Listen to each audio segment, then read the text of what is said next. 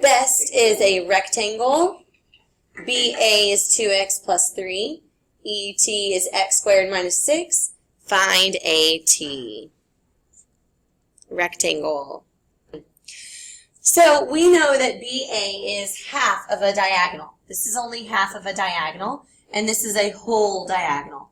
We know from last semester, when we're given a half and we're given a whole, we can't set them equal. So what we need to do is we either need to double the half or half the whole. We don't really want to half x squared minus 6. We don't want to have 1/2 in front of an x squared. That is not desirable. So we are going to double this one, times 2. We're going to double it. So 4x plus 6 equals x squared minus 6. Unfortunately, this is a quadratic. There's no way around it. There's no way to sugarcoat this. It's a quadratic. So we're going to move everything to the right side of the equation. So we're going to have 0 equals x squared minus 4x minus 12. Sound good? We need things that multiply to get 12 and subtract to get 4. 6 and 2. Very good. 6 and 2. We know we want the 4 to be negative, so we want the larger number to be negative. So x minus 6, x plus 2. And then when we solve, we take the opposite of these values. X is negative 2 and 6. Now is the time when we decide whether to keep both or whether to throw one out. If we plug 6 into BA, we're good. If we plug 6 into ET, we're good. Now we need to try negative 2. What's 2 times negative 2? Negative 4 plus 3, negative 1. So when we plug this in, we end up with a negative segment, and we're not allowed to have negative segments. Segments have to be positive. Their length has to be a positive number. So the answer is 6, and now we need to find AT. AT is going to be congruent to BA, right? Because all those segments are congruent.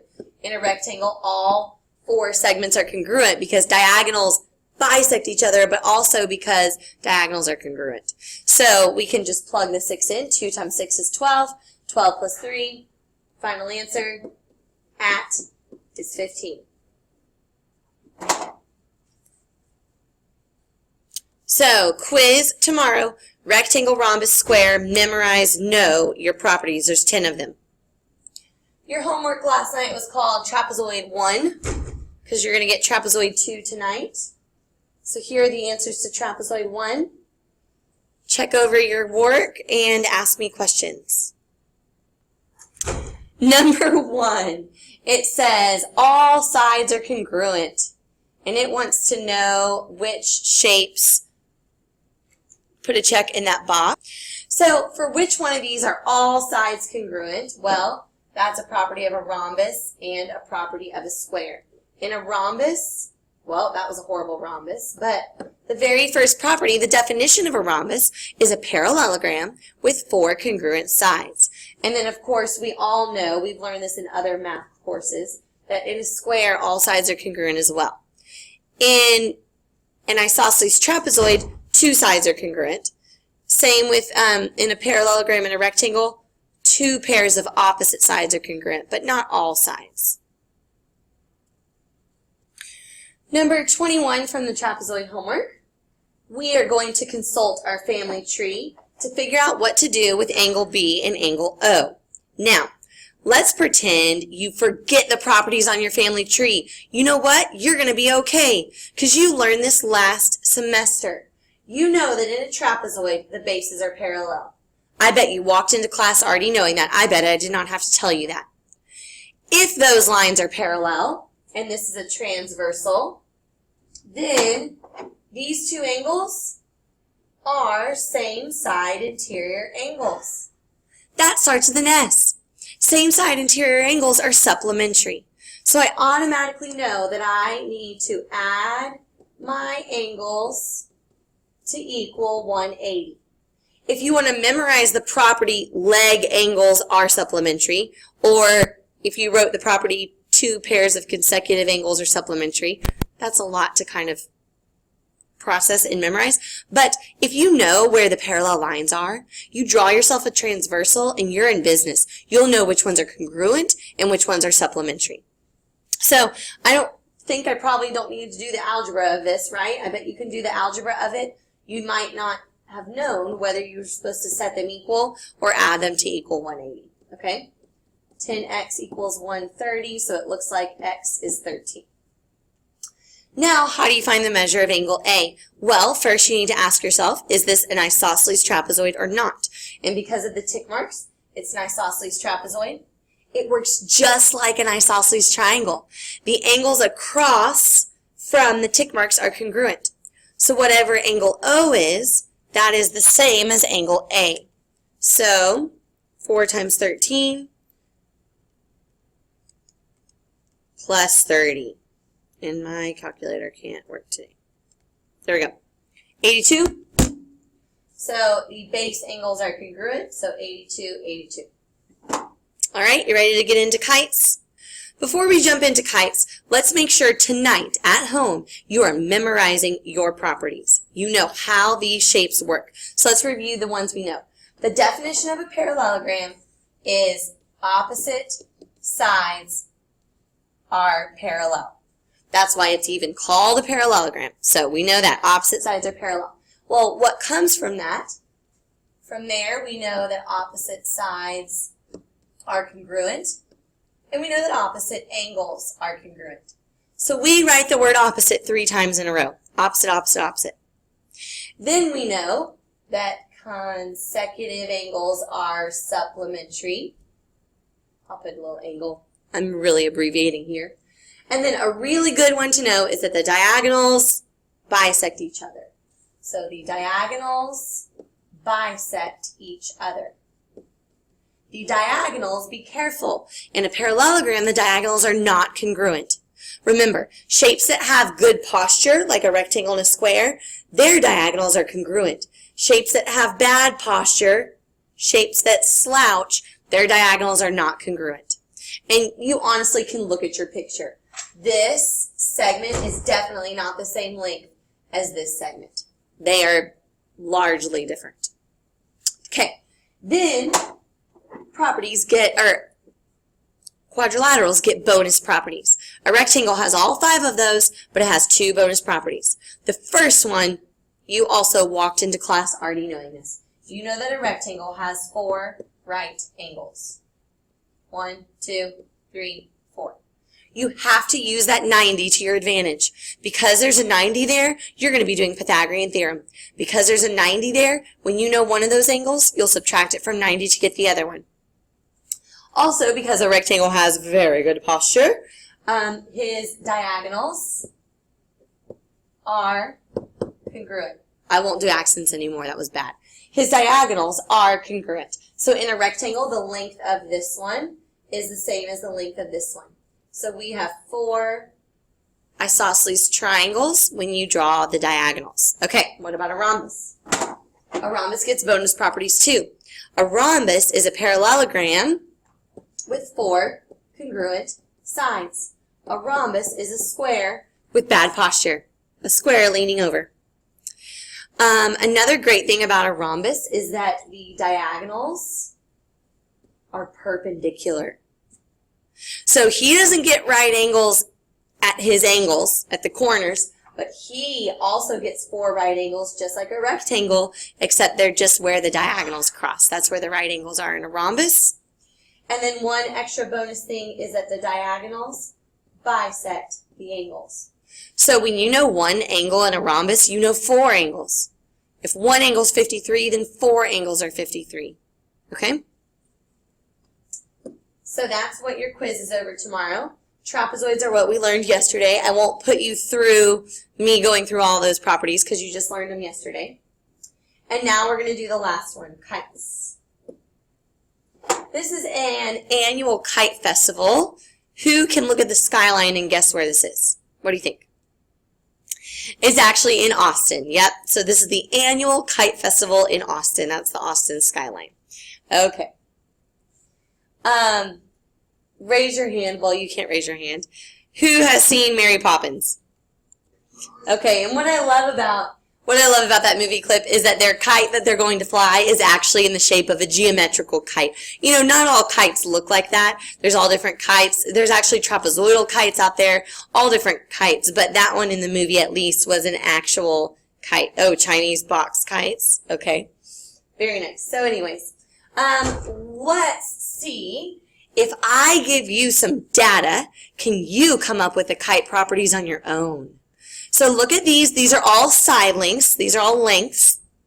Look and see if you can come up with some of the properties. Don't type them in the chat.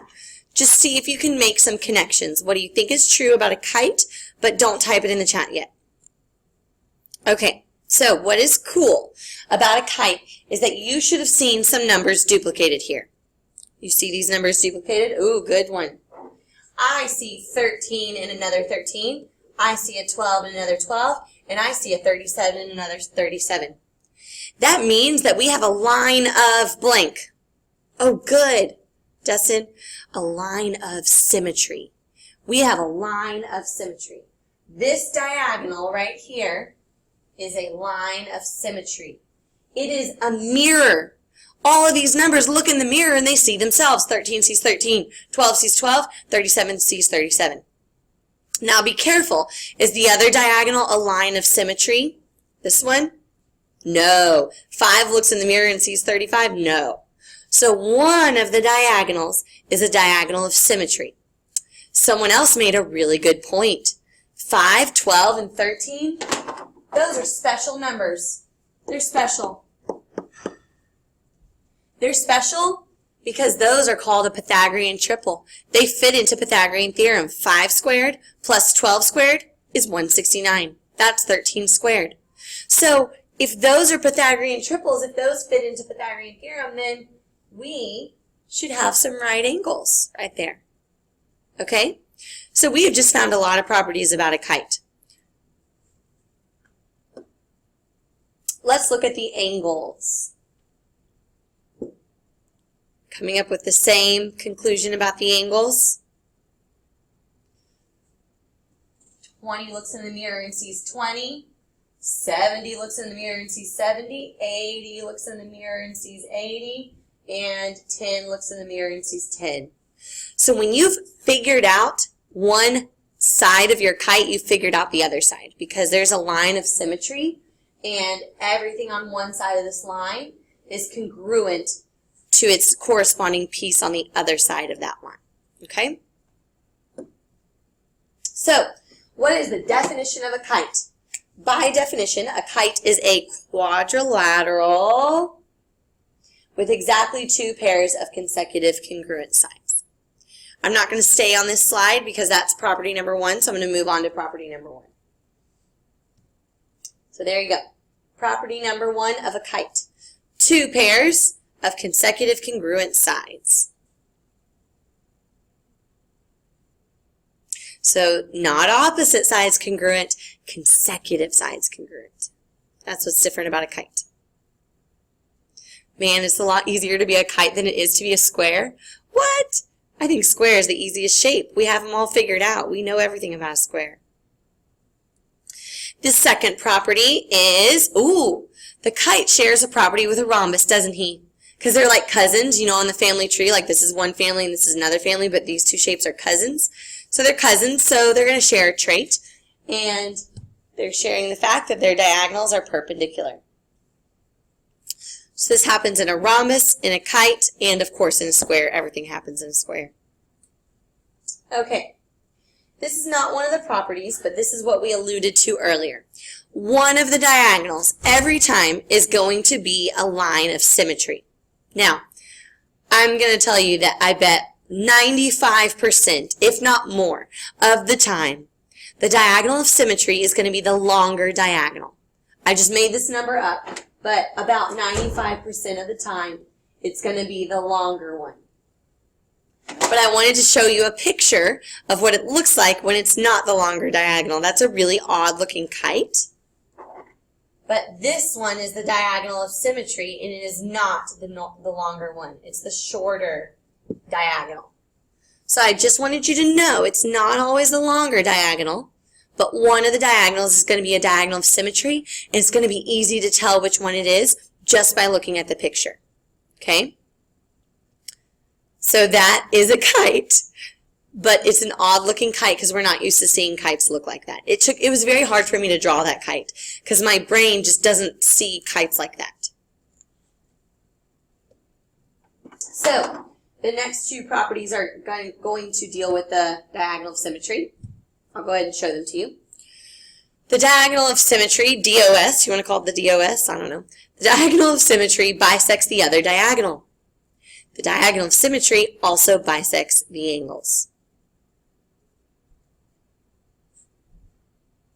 So not all of the angles get bisected, only the angles for which the diagonal of symmetry crosses. Okay, let's keep going. Sorry, I got off task. Just thinking about why I'm so tired. Okay, so let's find all the missing angles in this kite. What I recommend you do every time you're given a kite is identify the diagonal of symmetry. Remember, most of the time it's going to be the longer one. And I would bold the diagonal of symmetry. Bold it. And then I want you to treat that like a mirror. The angles look in the mirror and they see themselves. 27, 27. 14, 14. We're not even using our properties. We're just using mainly the property that that diagonal is a line of symmetry. Now we can use one of our properties. The diagonals are perpendicular. So with a rhombus and a kite, the first thing you do every time is add 90-degree markings to the intersection of the diagonals. And now we can simply subtract some things from 90. This is a right triangle, so I know I can find angle 2 by doing 90 minus 27. What's important to know is that these angles right here and right here did not get bisected. So it's not 63, 63, 63, 63. They did not get bisected. So I need to look at two separate triangles to help me out. In this triangle, it's 90 minus 14. 76. And we have now found all the angles. So make sure only one pair of angles gets bisected, the other one doesn't. Can I move on from this example? We found all the missing ones. Okay, that was angles. Now let's do sides. IE is 30. KI is 25. And KT is 56. In a kite, do the diagonals bisect each other? Your answer should be kind of, right? One of them, oh thanks, one of them bisects the other, but the other one does not get bisected. So be careful. Only the diagonal of symmetry does the bisecting. So you're going to bold your diagonal of symmetry. That is the bisector, like the Terminator, but the bisector. KT is the bisector. So KT is going to bisect IE. 15, 15. But don't you dare take 56 and divide it by 2, because that one has not been bisected. Okay? How are we going to find KS? How are we going to find KS? Pythagorean theorem. Very good. 25 squared minus 15 squared. 25 squared minus 15 squared. Square root. What is KS? Anybody? 20. Very good. And now we do a little subtracting to help us find IT. If KT is 56 and KS is 20, then we can find ST.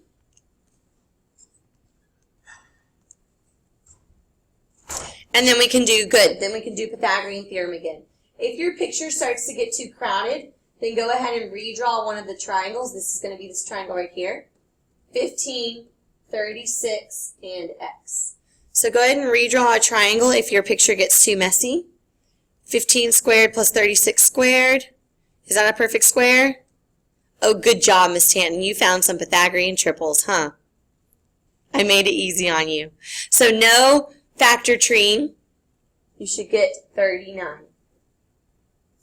15 squared plus 36 squared. Take the square root. You're welcome. Okay. I really think we get this, right? Do we get it? You want to do this just in case? Keep going just in case. This is the diagonal of symmetry, so I would bold that. This is 90, 90, 90, 90, so I would mark that. M in O is 72, so instead of writing 72, I'm going to write 36, 36, because the bisector does his job.